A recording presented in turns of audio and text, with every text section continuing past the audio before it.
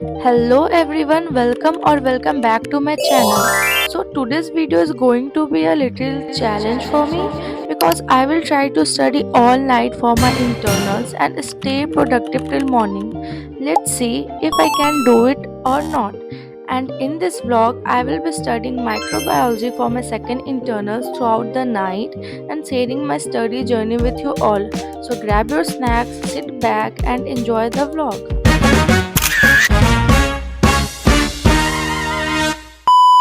So it's 9 PM right now और मैं आज माइक्रोबायोलॉजी पढ़ूंगी क्योंकि माइक्रोबायोलॉजी बहुत दिन होता नहीं पढ़ा है।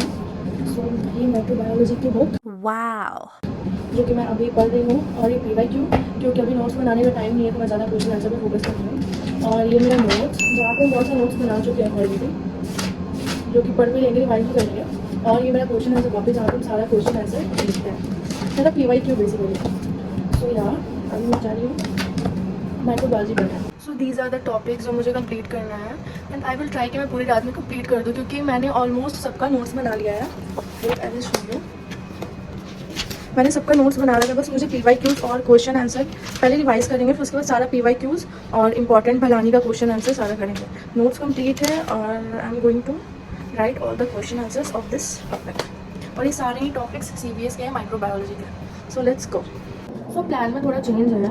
चेंज ये है कि मैंने ऑलरेडी HIV एड्स, मलेरिया और डेंगू का नोट्स बना रखा है, तो आई डोंट थिंक कि मुझे अभी इसमें टाइम वेस्ट करना चाहिए। I think I will prefer to go to new topics क्योंकि हमारे एग्ज़ाम बहुत करीब आ चुका है, तो मुझे न्यू टॉपिक पे टाइम वेस्ट करना चाहिए रैदर देन इन पे टाइम वेस्ट करना। सो अब मैं चाहूँगी कोई न्यू टॉपिक देखने जो मेरा अभी नहीं हुआ है और मैं उस पर फोकस करूँगी पहले, उसके बाद देखते हैं न्यू टॉपिक एटलीस्ट टच कर लेते हैं ताकि बाद में प्रॉब्लम ना हो कि ये नहीं होगा, क्योंकि लास्ट में यही होता है मेरे साथ। So I'm gonna do bacterial infections now. So let's.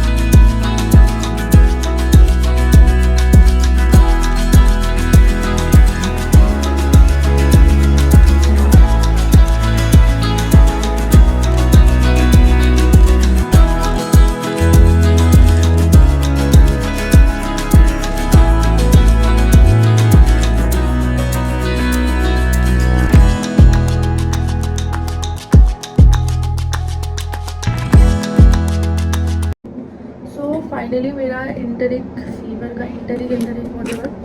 Fever का जो क्वेश्चन हो चुका है और अब मैं जा रही हूँ ब्रेक लेने क्योंकि मैं ऑलमोस्ट 3 PM से 8 PM तक ऑलरेडी हम पढ़ चुके हैं लाइब्रेरी में और थोड़ा सा ब्रेक लेने जाए तो सर दुख रहा है। मिलते हैं थोड़ी देर बाद। हमारी जूनियर्स आ चुकी हैं, रैगिंग के नाम पे हम रैगिंग ना लें, इसके लिए खाने पीने का सामान लेके हम खा चुके, फिर मेरे को याद है कि मुझे सूट भी कर लेना चाहिए।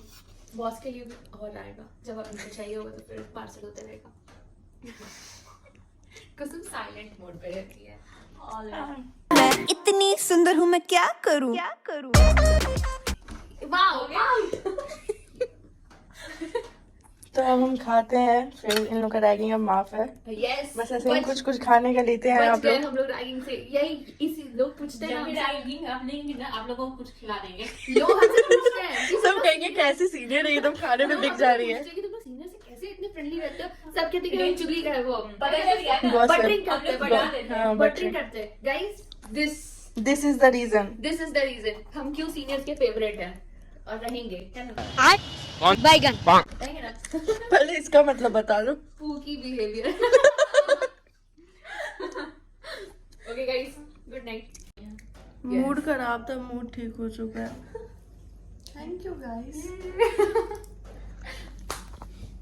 कुसुम जी हेलो। तो सच में बहुत टेस्टी है ये। सानवी की मम्मी ने अच्छा बनाया, क्रिस्पी एकदम।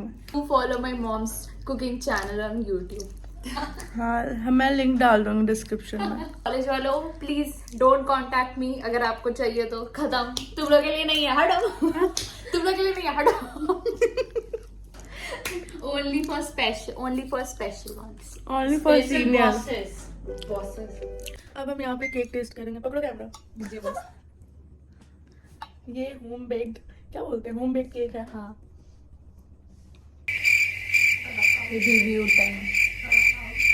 अच्छा है, मेरी मम्मी भी ऐसा बनाती है। अच्छा लग रहा है ये cake. Guys do follow my moms bakery channel. Birthday हो, एनिवर्सरी हो, सारे के लिए केक्स। और दारू वालों के साथ अगर खाना हो तो दारू वाली वो देखो, ये अब शब्द बातें कर रही हूँ। दारू बदनाम करती, नाम करती। लड़की को देख सकते हैं। नहीं finally back from the break, और कॉन्सिडेंटली ब्रेक के टाइम पे मेरी जूनियर्स भी आई थी। सो आई एम गोइंग, अब मैं जा रही हूँ आगे कंटिन्यू करने इनके fever. So let's go. And it's 11 PM right now.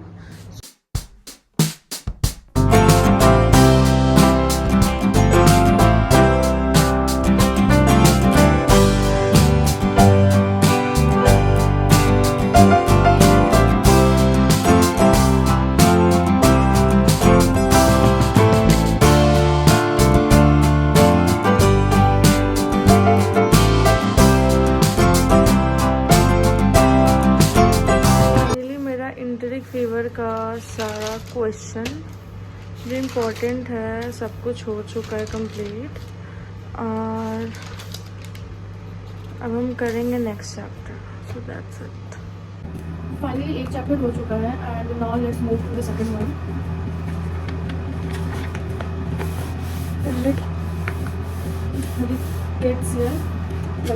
Rickettsial infections.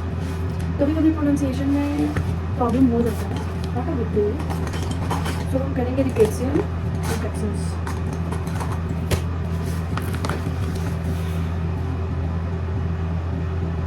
नहीं पता क्यों आज मेरे को हेडेक बहुत ज़्यादा हो रहा है, बिकॉज ऑफ स्ट्रेस में भी।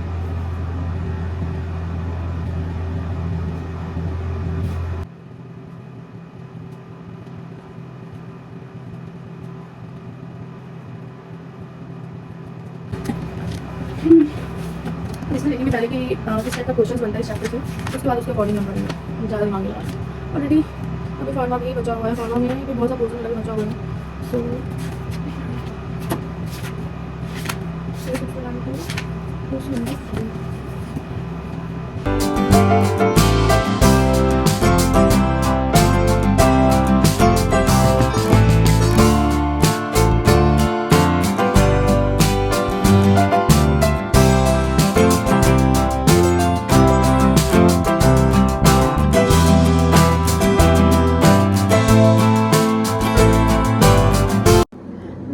पढ़ने का तरीका बताती हूँ आपको। जैसे कि ये क्वेश्चन, जैसे ये चैप्टर था एंट्रिक फीवर, तो सबसे पहले डेफिनेशन लिख लिए कि एंट्रिक फीवर क्या होता है। उसके बाद ये क्वेश्चन था जो हमारे PYQ में था, तो उसके बाद इसका मॉर्फोलॉजी पहले हम ChatGPT में भी यहाँ पे निकाल लेते हैं वो सेम क्वेश्चन, और उसके बाद सेम बुक भी खोलते हैं।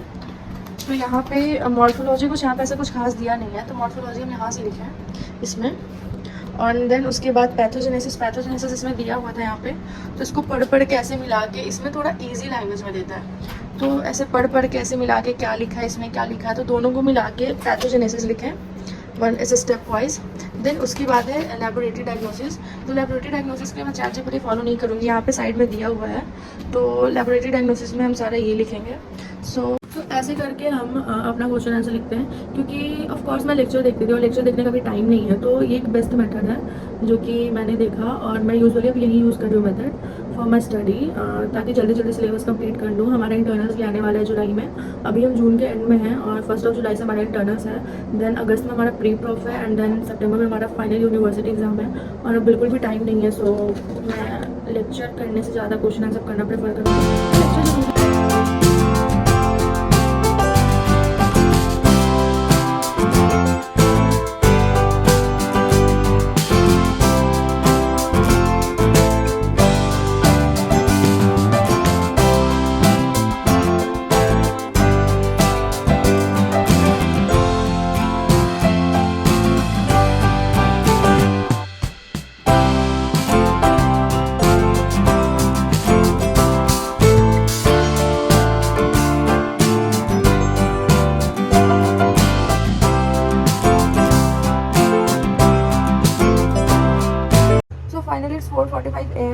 और I am done with this night study.